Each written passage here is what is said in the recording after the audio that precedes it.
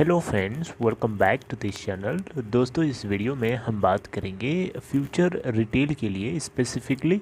लेकिन अपने बातचीत को कंटिन्यू करें उससे पहले आपसे रिक्वेस्ट करना चाहूँगा कि अगर आप चैनल को फर्स्ट टाइम देख रहे हैं, प्लीज़ मेक श्योर कि सब्सक्राइब करके बेल आइकन को हिट कर लीजिए ताकि आपको आने वाले समय में वीडियोस की नोटिफिकेशन मिलती रहे, मिस ना हो। और दूसरी रिक्वेस्ट ये रहेगी आपसे कि अगर आप डीमेट या ट्रेडिंग अकाउंट ओपन कराना चाहते हैं, डिस्क्रिप्शन बॉक्स में जाइए, एक लिंक आपको मिल जाएगा।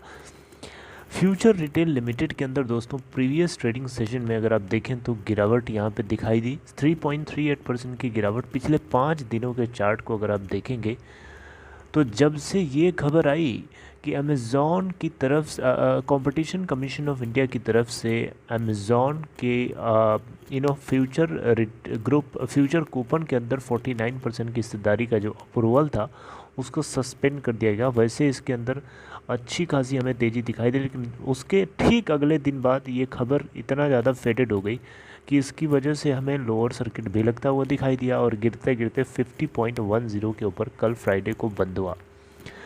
दोस्तों, इसके पीछे कारण क्या है गिरावट का? गिरावट क्यों हुई आपको पता है?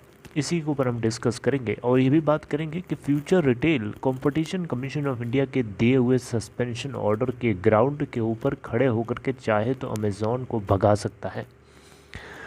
कल के दिन की अगर हम बात करें तो 52.20 पे ओपन होने के बाद 49.80 का लो बनाया और हाई नहीं बनाता है। 62.20 का अपर सर्किट लगा था, जबकि 29,76,020 टोटल वॉल्यूम जनरेट हुआ। कंपनी की मार्केट कैप 2,716 करोड़ रुपए है। और कोरोना के चक्कर में इस कंपनी की हालत बहुत ख़राब हो गई, क्योंकि आपको पता है कोविड-19 की वजह से लॉकडाउन लगेगा तो फिर धंधा कैसे चलेगा। 19.86% की हिस्सेदारी है प्रमोटर्स की इस कंपनी के अंदर सितंबर क्वार्टर में, जहां पे 50.4% यानी आधे से ज़्यादा इनके शेयर जो है गिरवी रखे गए हैं। राइट, 1116 करोड़ का लॉस किया था कंपनी ने। ये सब कुछ क्यों हो रहा है? सब कुछ होने के पीछे का कारण यही है, रिलायंस फ्यूचर के डील का ना हो पाना। ये डील इसीलिए कराई जानी है कि ये जो कर्जा बढ़ रहा है इसको रिड्यूस किया जा सके। अब ये गिरावट क्यों चल रही है? इसका कारण ये दोस्तों कि अमेज़ॉन, देखिए यहाँ पे स्टेक होल्डर्स को ये बात बहुत अच्छे से पता है कि अमेज़ॉन इतना आसानी से हारने वाला नहीं है, वो इतना आसानी से पीछे नहीं भागेगा। उसने चैलेंज कर दिया है एनफोर्समेंट डायरेक्टोरेट की टीम जो है, इस अप्रूवल को लेकर के इन्वेस्टिगेशन कर रही है कि कोई फ्रॉड तो नहीं किया है अमेज़ॉन ने, कोई इन्फॉर्मेशन कंसील तो नहीं किया है। राइट, इसके ऊपर डीप इन्वेस्टिगेशन चल रही है। उसको डर है इस बात का कि वो कहीं ना कहीं से पकड़ लिया जाएगा, उसका भंडाफोड़ हो जाएगा। इसीलिए उसने हाई कोर्ट को अप्रोच करके उस वाइड प्रोबिंग को रोकने की कोशिश कर रहा है।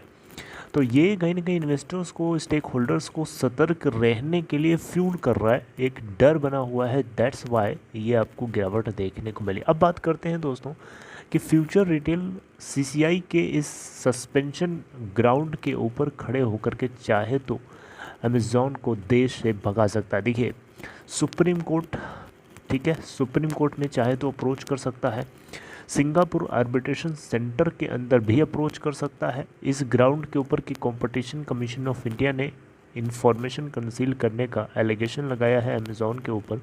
इसके हिसाब से अमेज़ॉन को तो डील ये प्रूव ही नहीं हुई।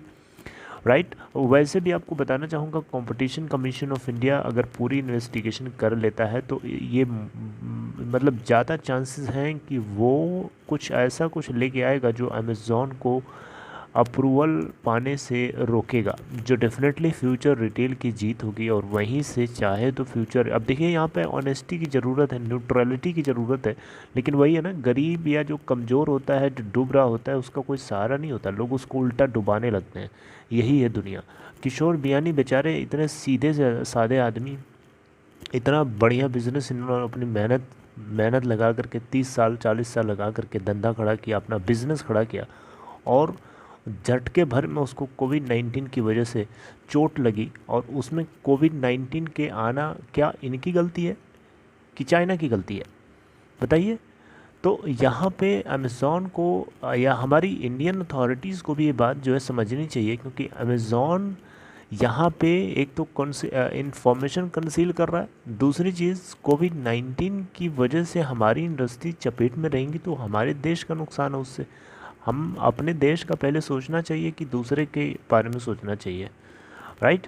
तो इंडियन अथॉरिटीज़ को भी न्यूट्रल होकर के रिस्पॉन्स करना होगा, ये भी बहुत इंपॉर्टेंट है। कंपटीशन कमीशन ऑफ इंडिया के जो उसका फाइनल जजमेंट आता है इस प्रोबिंग के बाद, उसको रेस्पेक्टफुली दिल्ली हाई कोर्ट हो, चाहे सुप्रीम कोर्ट हो, चाहे नेशनल कंपनी लॉ ट्रिब्यूनल हो, चाहे एसएबी हो, चाहे एनएससी हो, चाहे कोई भी अथॉरिटी हो, चाहे सीसीआई क्यों चाहे सिंगापुर आर्बिट्रेशन सेंटर ही क्यों ना हो, न्यूट्रल होकर के रिस्पॉन्स आएगा तो डेफिनेटली फ्यूचर रिटेल को यहाँ पे विन होता हुआ दिखाई देगा, राइट।